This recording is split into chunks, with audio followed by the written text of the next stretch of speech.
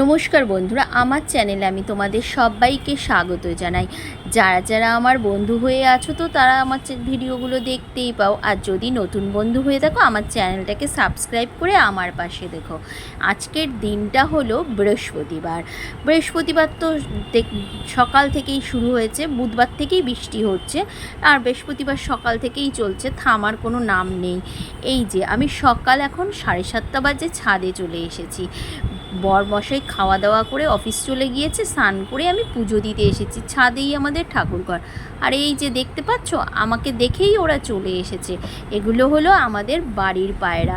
রোজ আমি ছাদে আসবো যখনই তখনই ওরা আসবে। এই দেখো বাড়ির ছাদ থেকে আমাদের বাড়ির সামনেই একটা গাছ আছে, কি সুন্দর ফুল ফুটেছে। চলো আজ আমি তোমাদের আমার ঠাকুরঘরটা দেখাই। এই যে দেখতেই পাচ্ছ বাবা মহাদেবকে, আজ ছিল গুরু পূর্ণিমা, আবার বৃহস্পতিবার, তাই গুরুদেবের চরণে আগে পুজোটা সেরে নিলাম সকালবেলা উঠেই। আমরা হলাম অনুকূল ঠাকুরের দীক্ষিত, তাই অনুকূল ঠাকুরের কে দেখা, ইনি হলেন অনুকূল ঠাকুর, তার পাশে হলেন বড় মা, বরদা আর আচার্যদেব। এই হলো আমার গুরুদেব। তোমরা অবশ্যই বুঝতেই পারছো এই চারজনই আমাদের ঠাকুরের ঘরের ঠাকুর, আর রয়েছেন বাবা মহাদেব। তোমাদের কেমন লাগলো আমার ঠাকুর ঘরটা অবশ্যই কমেন্টে জানানো। দেখতে পাচ্ছ সবাইকে আমি একসাথে দেখালাম। আজকের গুরু পূর্ণিমার দিনে ভগবানের চরণে একটাই প্রার্থনা, সবাইকে ভালো রেখো। চলো এবার ঘরে চলে আসলাম।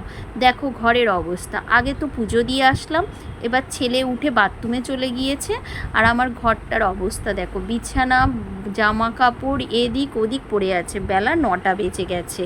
চলো আগে বিছানাটাকে ভালো করে পরিষ্কার করে নিই। একজন যদি কেউ বাইরে থেকে আসে দেখে বলবে বউটা কোনো কাজকর্মই করে না, কিন্তু সকালবেলা জানো তো অনেক কাজ আমার। বর প্রথম 7:30টার সময় খাবার নিয়ে বেরিয়ে যায়, ভোর 5টার সময় উঠে আগে ওর টিফিনটা করে, ওর চা করে, ওকে খাবার দিয়ে রেডি করে নিয়ে ওকে বেরিয়ে যাওয়ার পরে আমি সব কাজকর্মগুলো করি। আজকে যেহেতু বৃহস্পতিবার গুরু পূর্ণিমা ছিল, তাই আগে ঘর মুছে নিয়ে স্নান করে আগে পুজোটা দিয়ে আসলাম। দিয়ে আসার পরে এসে ঘরটা এবার গোছাবো। তোমাদের সাথে সব কিছু অল্প অল্প করে শেয়ার করতে শুরু করেছি, তো তাই একটু একটু করে আমার জীবনের সব গল্পগুলোও তোমাদেরকে দেখাবো। আমি কি করি সারাদিন, কি করি না, তোমরা কিন্তু অবশ্যই আমার পাশে থেকো।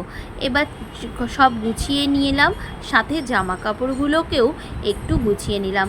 কাজ আর শেষ হচ্ছে না। এখানে যেহেতু বাইরে বৃষ্টি হয়ে চলেছে দুদিন ধরে, এখানে এক জামা কাপড়, ওখানে আর এক জামা কাপড়, দড়িতে জামা কাপড়, বারান্দায় জামা কাপড়, সব দিকে শুধু এই রয়েছে জানো তো, জামা কাপড় আর জামা কাপড়। শুধু জামা কাপড় একবার তুলছি মেলছি। তোমরা কে কী করছো অবশ্যই কমেন্টে কিন্তু জানিও। আর চারিদিকে শুধু ছাতা, একবার ছাতা মেলছি, শোকাচ্ছি, আবার তুলছি। এই দেখো আমার ছেলে আবার এখানে কতগুলো দলা করে রেখে গিয়েছে। চলো এবার সকালের খাবারটাকে খেয়ে নিই। কী টিফিনে বানিয়েছিলাম দেখাই তোমাদেরকে। দেখো লুচি করে রেখেছিলাম, আর সাথে করেছিলাম আলুর তরকারি, টমেটো আর পেঁয়াজ দিয়ে, আর এখানে আম কেটে নিয়েছি। এই দেখো কর্তামশাইকে খেতে দিয়েছিলাম, অল্প একটু খেয়ে আর বাদবাকি রেখে চলে গিয়েছে। এদিকে ফল বেল করে নিয়েছি ছেলেকে দেবো বলে, আপেল আর কলা।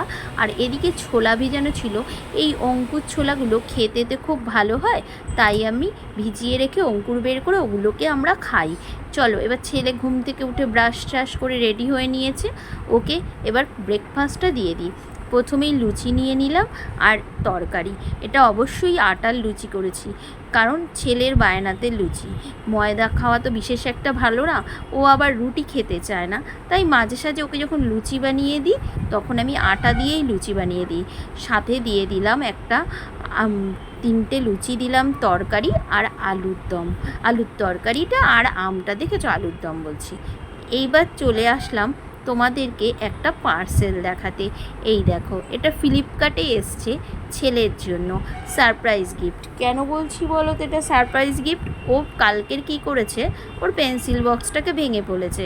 এবার ওর বাবা এটা অনলাইনে বুক করেছিল ফ্লিপকার্টে, তাই এসছে।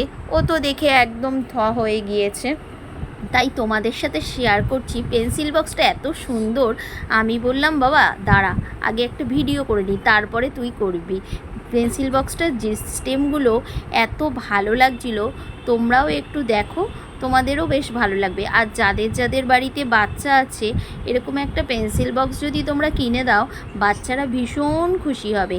আমি বেশিরভাগই ওকে অনলাইনেই পেন্সিল বক্স কিনে দিই, কারণ দোকানে না এরকম পেন্সিল বক্স ভালো পাওয়া যায় না, ছোট ছোট হয়। আর মলে যদি যাওয়া যায় তাহলে ভালো পেন্সিল বক্স পাওয়া যায়। এবার সব সময় তো আর মলে যাওয়া যায় না, কালকেই ও হঠাৎ করে পেন্সিল বক্সটাকে ভেঙে ফেলেছে। এর দেখো এবার কীরকমভাবে আমি করছি, খুলছি এগুলোকে। টিপে তারপর খুলো, উপরেরটাও টিপে তারপর খুলো। টিপে রেখে তারপর খুলো। খুলে দিলাম, দেখাচ্ছি আর কি। এটা দেখেছো, এই যে উঠে গেল এই সুইচটা টিপলে, আর একটা সুইচ দিলে এটা খুলে গেল। এখানে সব জিনিসপত্র রাখা, পেন্সিল, রাবার, ইরেজার, এখানে একটা কাটার আছে। এটা এই যে কাটারটা যখন কাটবে তখন এটাকে সুইচটাকে অন করলে এখানে ভিতরে দিয়ে কেটে নেবে। লাস্টেরটা টেপো। আবার এটা দিয়ে দিলাম, হয়ে গেল। এটাতে আবার এটা দিয়ে এইটা এখানে ধর জিনিসপত্র ছোটোখাটো জিনিস কিছু রাখবে, এখানটা দিলো। এটা আবার এখানটা বেরিয়ে আসলো, এখানে সব জিনিসপত্র ওই পেন্সিল কেটে সব রাখবে। শার্পনারগুলো স্কুলে তো সব ফেলা যায় না, তাই জন্য এখানটায় রেখে দেবে। এটা আটকে দিলাম, এবার এটাকে আটকে দিয়ে এরকমভাবে দিলেই হয়ে গেল। কেমন হয়েছে? দারুণ দেখতে না বলো? এই যে এখানে আবার একটা আছে তোমাদের ক্যালেন্ডার, এই যে এই দেখো, দেখতে পাচ্ছ তোমরা? কি দারুণ হয়েছে না পেন্সিল বক্সটা? খুব ভালো হয়েছে। কত দাম নিয়েছে তোমাদেরকে বলি, দাঁড়াও। এটার দামটা নিয়েছে, এটা তো অনলাইন পেমেন্ট করা হয়েছিল। দাম কত নিয়েছে বলো তো? বেশি দাম নেয়নি। কত? 300, 400 মতো, ওই 400। ও ছেলে বলছে 400, তার মানে 400 মতন নিয়েছে, বুঝলে? বেশি দাম না। 400-এর মধ্যে কি দারুণ দেখতে হয়েছে না? খুব সুন্দর। বাস চলো, আজ এই অবধিই থাকুক।